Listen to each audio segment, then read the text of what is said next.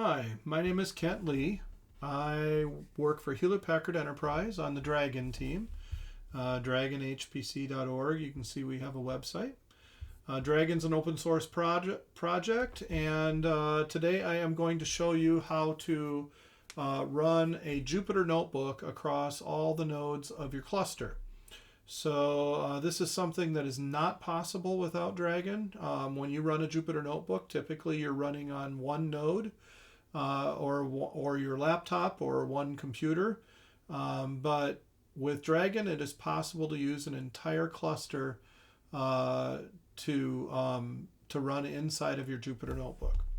So I happen to have a cluster here. It's a very small cluster, Raspberry Pi cluster actually, but it'll suffice to show everything I want to show here today. If you have a cluster with a workload manager, there's a few steps that I'll go through that are not necessary, but I'll point those out as I go through things. So the first thing, if you've got a cluster, you want to be able to SSH into the cluster. I happen to have a cluster with nodes named node 0 through node 3. So there's just 4 nodes in my cluster. And you notice here that I SSH'd to node 0 with no password. You'll want to set up SSH keys so that you can SSH between any 2 nodes in your cluster.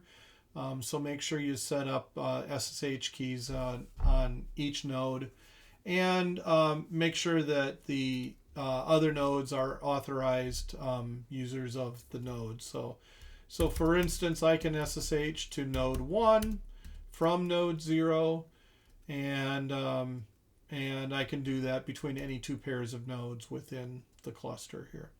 Once you have that configured, you may want to configure NFS. I have NFS configured on my cluster here, so I exported a directory, this NFS home on, I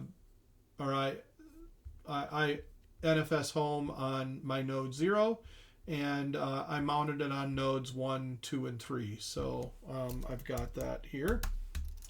That makes things a little easier so that you can install Dragon, for example, in a shared file system. So I have Dragon installed here under Home Dragon on my cluster, and that is shared, and it's the same path for every node within my cluster. If you don't have a shared file system, then you would have to copy Dragon to each of the nodes of your cluster and put Dragon in the exact same location as far as the path goes. So that's a requirement just for configuring Dragon and being able to run it across the nodes of your cluster. So the first thing I am going to do here is I'm going to go ahead and activate my environment. I have an _env here, and that environment, in the previous video I showed you how to download or clone the Dragon repo. That's what I've done here, and build it. So I have a built environment, and I'm just going to activate that environment. And so that's just env bin activate, and I've got it active now. So within this environment, then I am going to go ahead and get into the source Dragon Jupyter directory, and in here there is a program called server.py that comes with Dragon that will start up a Jupyter notebook across all the nodes of your cluster. To do this, I've got a host file. If you have a workload manager, you do not need to have a host file, and you do not need to set up SSH keys because the workload manager does all of this for you. And Dragon works well with workload managers. That's one of the ways it can be started. But if you don't, then you have your host file set up, and to start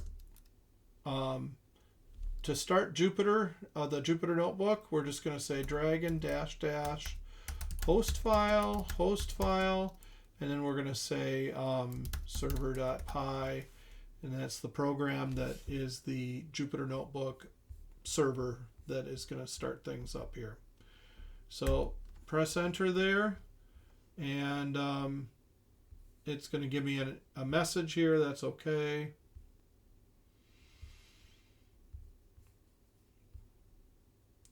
Okay, so it started up the Jupyter Notebook, and it's printed out a few things to the screen. It's actually started the server on node 1, and so I'm going to take that line right there and copy it, and then I'm going to come over here to my web browser, and I'm going to paste that in, and there is, in just a moment, there is my Jupyter Notebook server running on node 1 within my cluster, but I have access to all of the nodes of my cluster from this node. So I happen to have a notebook that I have already configured here and started. You can see a few things print over here as it's running. That's just fine. That's just messages coming from the server. So running this Jupyter Notebook across all the nodes, what we're going to want to do is we're going to want to import Dragon, and then import multiprocessing, and then we're going to set the start method for multiprocessing to Dragon so that we can use all the nodes of our cluster. I include the optional argument force equals true here because if I run this cell more than once, the first time it'll succeed without force, but if I ran it more than once, I'd want it to succeed, the cell contents to succeed each time, and that just means that by putting force equals true here, it'll always succeed, no matter how many times I run it. So I'm going to run that, and I just executed that on node 1. And now I'm going to define, in this case, I'm going to define a function just to demonstrate very briefly what you can do with a Jupyter Notebook. But here's the thing, if your library that you're using uses multiprocessing, with the contents of this first cell executed, you can import your library and start to use it. And it's just going to use Dragon unless it sets its own start method to something else, which you'll find out pretty quickly. But it's going to use Dragon, and that means it'll use all the nodes of your cluster. So in this case, I am going to define a function, and in this function, I'm going to go ahead and import socket, and I'm just going to print out the host name and the ID that was passed in here. So let's say you have a whole bunch of work that you need to get done, and so you want to distribute that work across a bunch of nodes in your cluster. So let's think of this myFun as the work that you need to get done. So one of the things you can do with multiprocessing is you can create a pool. This says to create a pool of 20 workers, and those workers are going to be across all the nodes of your cluster or your allocation if you have a workload manager. And then when I call p.map here, what I'm going to do is call this function. I'm going to call that function 100 times because I've got 100 different IDs that I'm going to pass in.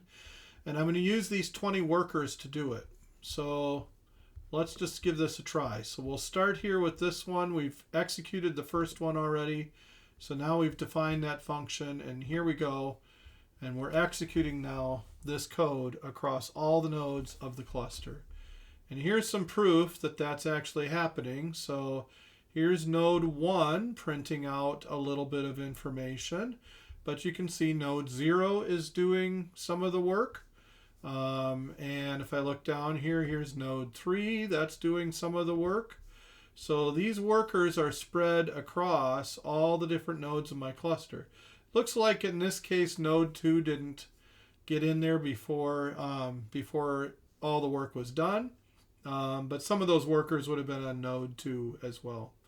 So I just ran some work across all the nodes of this cluster by simply importing Dragon and multiprocessing and setting the start method to Dragon.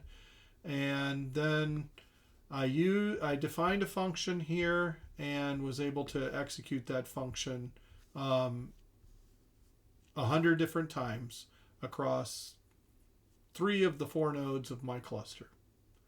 So hopefully that gives you some insight into how easy it is to use Dragon to take advantage of Python in a distributed context.